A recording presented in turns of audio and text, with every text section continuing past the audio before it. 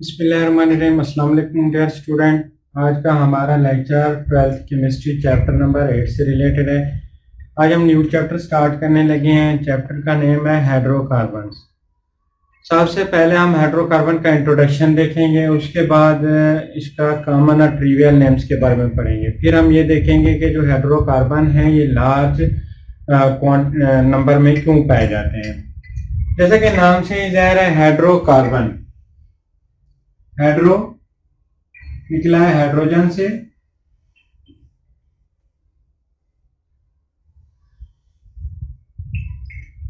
Carbon carbon से।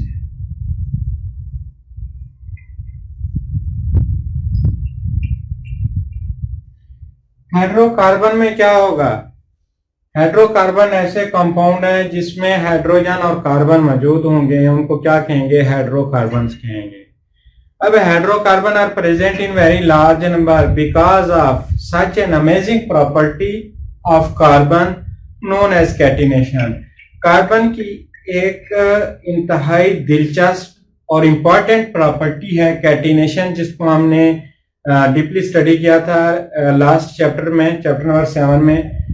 Catenation की वजह से जो नंबर ऑफ हाइड्रोकार्बन्स हैं उनकी तादाद में खातिर खा इजाफा हो चुका है। आइए हम देखते हैं जो हाइड्रोकार्बन्स हैं हमने इनको डिवाइड किया है। किस बेस पर डिवाइड किया है? इनको डिवाइड किया है कि इन कंपाउंड्स में मौजूद जो बॉन्ड हैं उसकी बेस पर, या इन कंपाउंड्स में मौजूद रिंग के अकॉर्डिंग इन हाइड्रोकार्बन्स को क्या किया गया है? डिफरेंट क्लासेस में डिवाइड किया गया है। अब इन हाइड्रोकार्बन्स को डिफरेंट क्लासेस में डिवाइड करने का आखिर मकसद क्या है? We know that near about 10 million organic compounds are present in world. Therefore, it is difficult to study each and every compound one by one. Therefore, we reduce the study of 10 million organic compound to only some classes. हमने क्या किया? Organic compound जो हैं ये 10 million organic compound हैं। हर compound को बारीक बारीक स्टडी करना मुश्किल है और उसकी प्रॉपर्टीज के बारे में स्टडी करना भी मुश्किल है, जिसकी वजह से हमने ये देखा कि ऐसे कंपाउंड जिनमें बॉन्ड नेचर एक जैसी है या जिनमें रिंग्स एक जैसे हैं उनको हमने क्या किया? एक क्लास में प्लेस किया। जो डिफरेंट बॉन्ड नेचर वाले थे उनको दूसरे में, फिर जो और बॉन्ड नेचर वाले थे उनको और ग्रुप में प्लेस किया गया। आइए हम देखते हैं कि हाइड्रोकार्बन्स की मेजर क्लासेस कौन सी हैं। हाइड्रोकार्बन की जो मेजर क्लासेस हैं वो कौन सी हैं?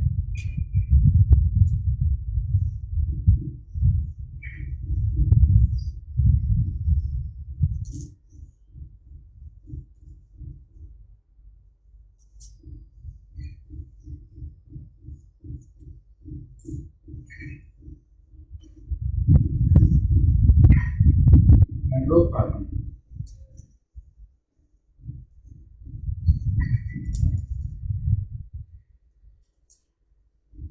पहली क्लास है अल्केन,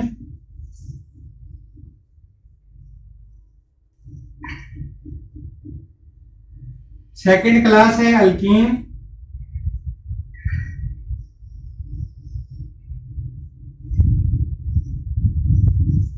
और थर्ड क्लास है alkyne.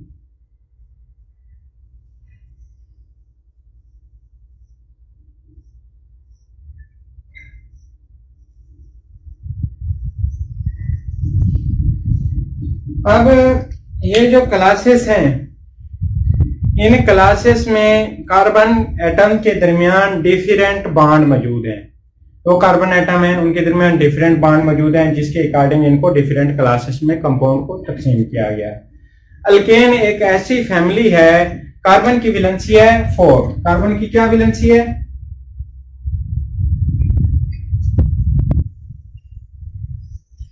Valency is the property of an element to make a bond with another element is known as the valency.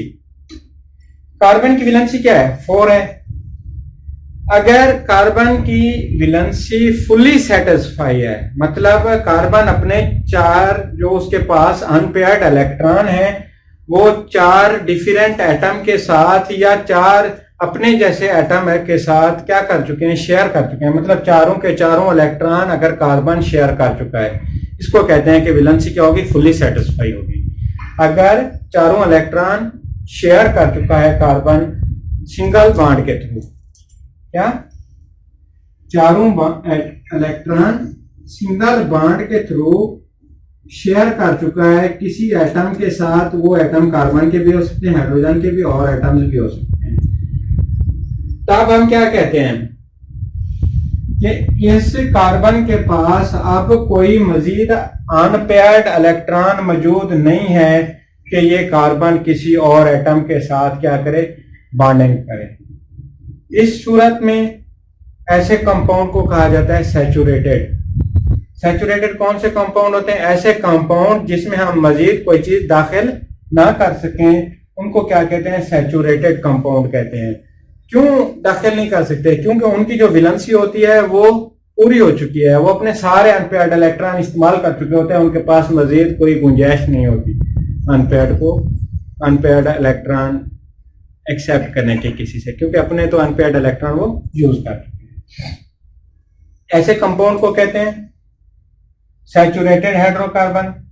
अब जो अल्केन फैमिली है, अल्केन फैमिली में जितने भी कार्बन एटम होंगे वो सारे के सारे सिंगल बॉन्ड के थ्रू बाकी एलिमेंट्स के साथ जुड़े हुए होंगे, इनको कहते हैं सैचुरेटेड हाइड्रोकार्बन। अब जो अल्केन है, अल्केन फैमिली का जो जनरल फार्मूला है वो है CnH2n+2। ये क्या है, अल्केन फैमिली का जनरल फार्मूला है। अल्केन फैमिली सैचुरेटेड हाइड्रोकार्बन है, इसमें कार्बन की वैलेंसी फुली सेटिस्फाई होगी। इस फार्मूला को हम स्टडी करेंगे जब हम क्लास अल्केन पढ़ने लगेंगे 8th चैप्टर में। इसी फार्मूला को स्टडी करेंगे कि ये फार्मूला यूज कैसे करना है। अब अल्कीन में क्या होता है, अल्कीन में यह होता है कि एक कार्बन डबल बॉन्ड बनाता है किसी दूसरे कार्बन के साथ। अल्कीन फैमिली में क्या होता है, एक कार्बन दूसरे कार्बन के साथ डबल बॉन्ड बनाता है। यह डबल बॉन्ड किस तरह का होता है, एक सिग्मा बॉन्ड होता है, एक क्या होता है, पाई बॉन्ड होता है। ऐसे हाइड्रोकार्बन जिसमें कार्बन कार्बन के दरमियान डबल बॉन्ड मौजूद हो, या जिनमें कार्बन कार्बन के दरमियान ट्रिपल बॉन्ड मौजूद हो, ऐसे हाइड्रोकार्बन्स को कहते हैं अनसैचुरेटेड हाइड्रोकार्बन्स। अनसैचुरेटेड क्यों है, क्योंकि इनमें एक पाई बॉन्ड मौजूद है। ये पाई बॉन्ड वीक होता है, ये पाई बॉन्ड इन कंपाउंड्स को एबल बनाता है कि ये किसी और के साथ रिएक्ट करें और किसी चीज को अपने अंदर दाखिल करें। अल्कीन और अल्काइन डबल बॉन्ड वाले और ट्रिपल बॉन्ड वाले क्या हैं, अनसैचुरेटेड हाइड्रोकार्बन है।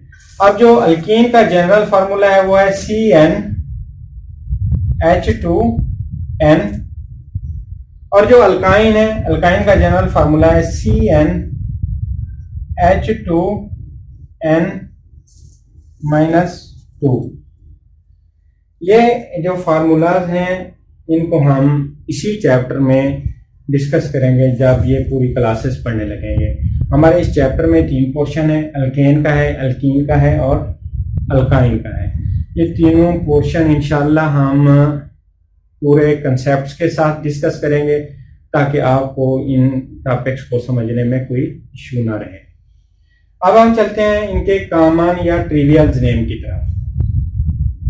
कॉमन और ट्रिवियल नेम में हम ये देखेंगे कि ये कॉमन और ट्रिवियल नेम का जो सिस्टम है ये फेल क्यों हुआ। अब देखें कॉमन या ट्रिवियल नेम क्या है।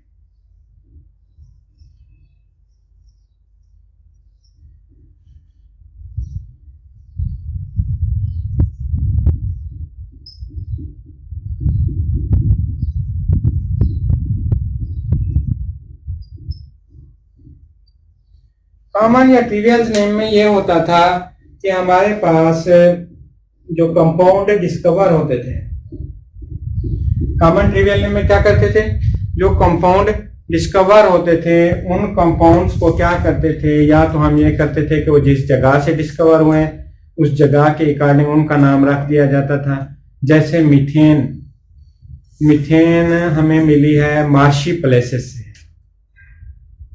उसका नाम उसकी वजह से मीथेन रख दिया गया। मार्श गैस कहते हैं मीथेन को, क्या कहते हैं? Marsh gas. मार्श गैस किस वजह से कहा गया? क्योंकि जो मार्शी प्लेसेस थी वहां से हमें मीथेन गैस हासिल हो रही थी। हमने कहा इसका नाम क्या रखते हैं? मार्श गैस रखते हैं। उसके बाद एसिटिक एसिड का नाम क्यों रखा गया? एसिटिक एसिड का जो टेस्ट है वो विंगर की तरह का है। अब जो विंगर है, विंगर को लातिन में कहते हैं एसीटम। एसीटम से फिर उन्होंने क्या रखा? Acetic acid. Common trivial name किस बेस पर रखे जाते थे? या तो जिस जगह से वो हासिल हुए हैं उसके अकॉर्डिंग उनका नाम रख दिया जाता था, या उनका जो टेस्ट होता था उसके अकॉर्डिंग उनका नाम रख देते थे, या फिर जिस साइंटिस्ट ने, जिस पर्सन ने उनको डिस्कवर किया है उसी पर्सन के नाम के अकॉर्डिंग उन्हीं का नाम रख देते थे। जैसा कि बारबरा था एक साइंटिस्ट, उसके अकॉर्डिंग उन्होंने क्या रख दिया? एक एसिड का नाम बारबिट्यूरिक एसिड रख दिया। अब देखें हमारे पास क्या है, मिलियंस में है ऑर्गेनिक कंपाउंड। अगर हम इस तरह करते कि उनको कॉमन नेम देते रहते कि जगह के अकॉर्डिंग, पर्सन के अकॉर्डिंग, टेस्ट के अकॉर्डिंग उनको नाम देते रहते, तो हर एक कंपाउंड का नाम याद रखना डिफिकल्ट था। 10 मिलियन ऑर्गेनिक कंपाउंड है तो हर कंपाउंड का क्या करना पड़ता हमें? 10 मिलियन डिफरेंट नेम याद करने पड़ते हैं हमें। इस तरीके से उनकी स्टडी क्या हो जाती? डिफिकल्ट हो जाती। हर कंपाउंड की प्रॉपर्टीज को अलग अलग से स्टडी करना पड़ता। फिर इस वजह से जो कॉमन या ट्रिवियल नेम थे वो जो ऑर्गेनिक कंपाउंड है उनकी स्टडी में डिफिकल्टी पैदा कर रहे थे, जिसकी वजह से उनको रिमूव कर दिया गया। कॉमन और ट्रिवियल नेम फेल हो गए। अब देखें हमारे पास जो अल्केन है, अल्केन को हमने क्या किया है? क्लास में डिवाइड किया। जो सिंगल बॉन्ड वाले थे वो अल्केन में आ गए, जो डबल बॉन्ड वाले थे अल्कीन में, ट्रिपल बॉन्ड वाले अल्काइन में। फिर हमने क्या किया? अल्केन के लिए प्रॉपर्टीज को फिक्स कर दिया। जितने भी अल्केन के कंपाउंड थे वो सारे के सारे एक क्लास में आ गए। उसी क्लास की जो प्रॉपर्टीज थी उन्हीं कंपाउंड की प्रॉपर्टीज थी। बाकी क्लासेस के साथ भी ऐसा ही हुआ। फिर क्या हुआ? फिर ये हुआ कि लातिन न्यूमरल्स को यूज किया गया। जैसे अपना मीथेन, इथेन, प्रोपेन, ब्यूटेन, मतलब methane 1 carbon, ethane 2 carbon, propane 3 carbon. And में क्या कर दिया गया? ई को एन से रिमूव कर दिया उन्होंने। फिर आप देखें हमारे पास एक कंपाउंड है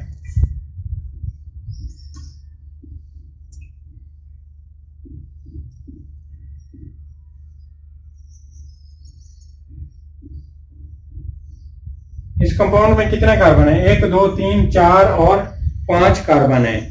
इस कंपाउंड में 5 कार्बन एटम है। ये क्या है? ये कार्बन है ब्रांच की सूरत में। अब अगर हम इसको स्ट्रेट चेन लिखें 3 4 5 CH3 H H2 H2 H2, ये हम अल्केन फैमिली के मेंबर लिख रहे हैं। कार्बन की वैलेंसी को 4 के हिसाब से सेट कर रहे हैं। इसको कहते हैं नॉर्मल पेंटेन। इसको ब्रांच की वजह से क्या कहते हैं? Isopentane.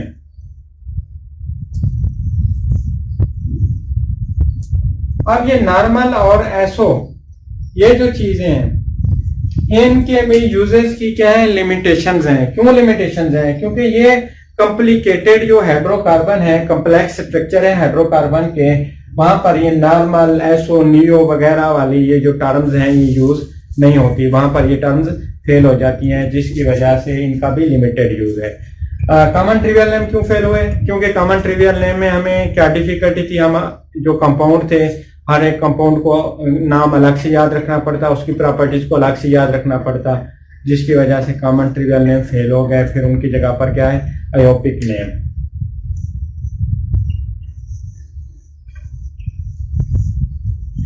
आयोपिक stand for international union of pure and applied chemistry.